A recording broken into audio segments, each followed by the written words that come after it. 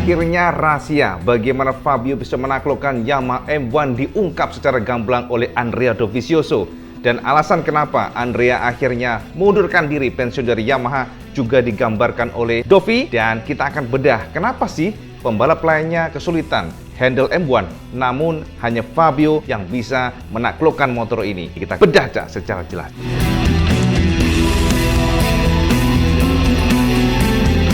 Assalamualaikum warahmatullahi wabarakatuh, Kang Bro. Ketemu mana dengan Iwan Banaran, Kang Mas. Ini kebetulan video spesial karena banyak sekali pertanyaan dari sampean semuanya.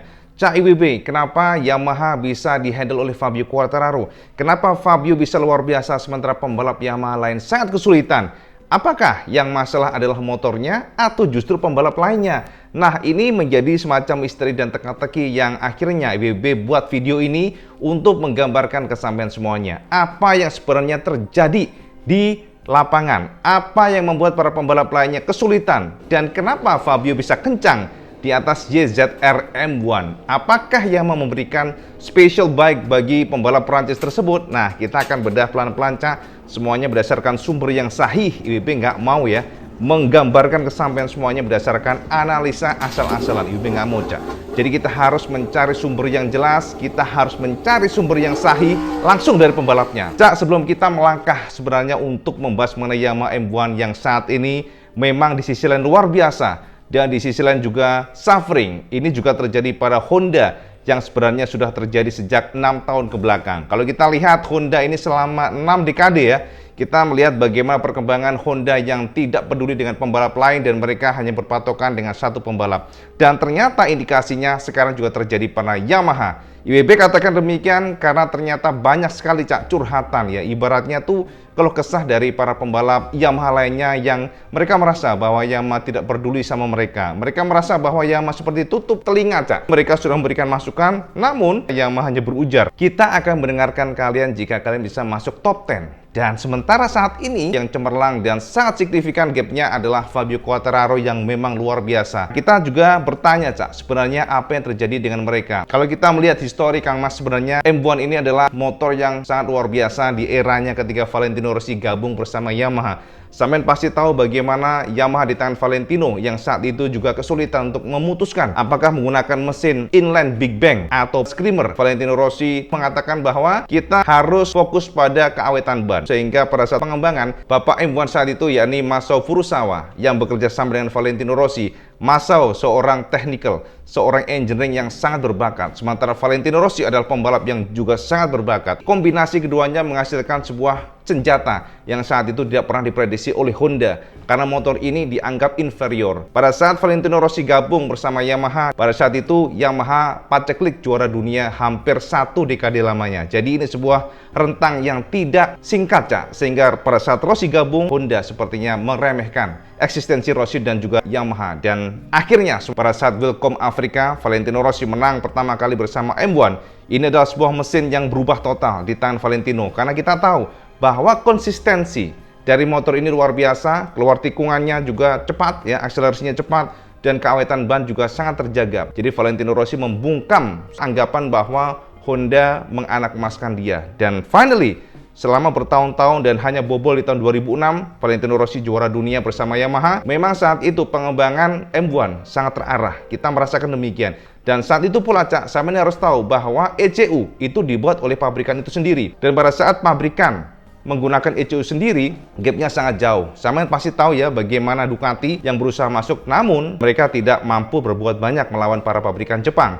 Akan tetapi, akhirnya dianggap bahwa dengan menggunakan ECU buatan pabrikan, ternyata cost-nya sangat besar, biayanya sangat besar, Biaya yang dikeluarkan oleh pabrikan gurem, mereka tidak bisa mengikuti pabrikan besar seperti Yamaha dan Honda. Sehingga pada akhirnya Dorna memutuskan untuk menggunakan single ECU yang disuplai oleh Magneti Marelli. Itu adalah sebuah bencana menurut IWB karena kita tahu bahwa ketika MotoGP menggunakan regulasi single ECU, di saat itulah Honda dan Yamaha langsung nyungsep, Jadi menggunakan otak ECU-nya itu menggunakan Magneti Marelli. Ini adalah vendor yang notabene sudah lama bekerja sama dengan Ducati, membuat Ducati di atas angin, Jadi Ducati bisa lebih cepat adaptasinya dibandingkan dengan Yamaha dan juga Honda. Honda saat itu mentereng bersama Marc Marquez, akan tetapi Yamaha juga sangat lama ya untuk meraih juara dunia 2021, hanya Fabio Quartararo yang bisa melakukannya. Nah, sekarang pertanyaannya gini, Cak. Kenapa sebelum ada Fabio Quartararo dan terakhir di tahun 2015 Lorenzo yang juara dunia, setelah itu sangat kesulitan dan baru 5 tahun setelah itu juara dunia lagi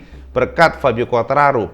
Kenapa dengan para pembalap lainnya? Apakah yang menjadi masalah adalah Valentino Rossi? Atau apakah yang menjadi masalah adalah Maverick Viñales? Sebenarnya, Cak, kalau kita bedah secara detail, semua opini, semua masukan, semua keluhan dari para pembalap itu sangat jelas, yakni adalah traksi ban belakang. Dan ini ternyata juga masih menjadi masalah Yamaha sebenarnya saat ini pun pula ya. Jadi saat sekarang pun masih terjadi.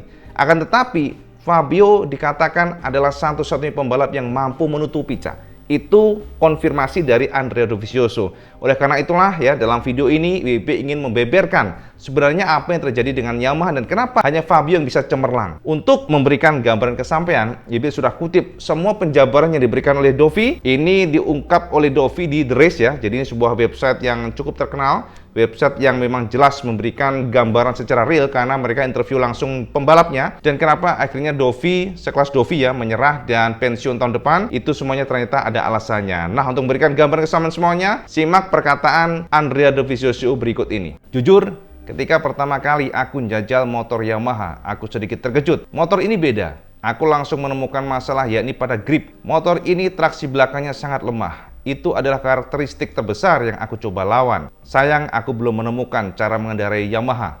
Aku tidak berhasil menggunakan potensi motor seperti Fabio Quartararo.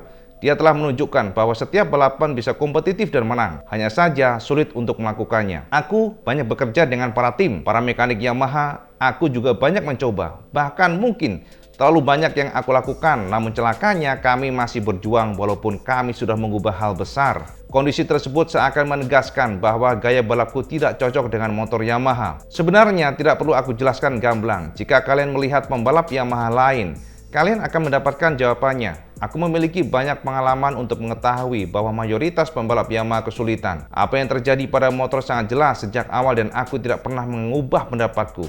Karena hal itu dasar dan aku bisa langsung merasakannya. Tidak ada pertanyaan tentang itu di benakku.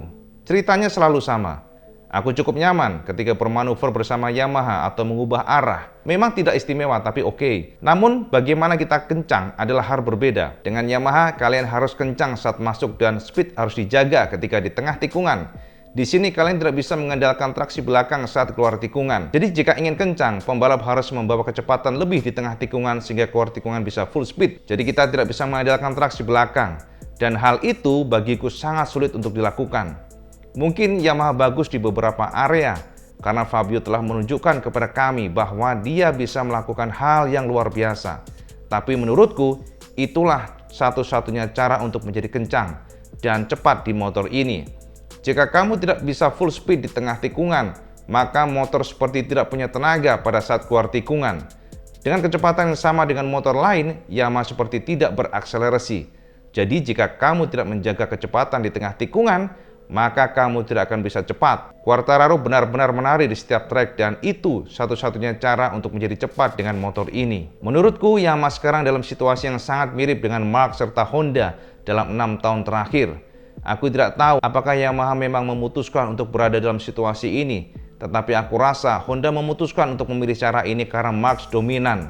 Jelas situasinya serupa, di mana hanya satu pembalap yang cepat menggunakan potensi dan membuat celah yang sangat besar dibandingkan dengan pembalap lainnya, yakni Fabio. Terbukti kami telah mencoba mengubah banyak hal, tetapi hasilnya negatif. Jadi, satu-satunya cara adalah mengubah microchip di kepalamu, mengendarai motor dengan cara tertentu dan jujur, aku tidak memilikinya saat ini.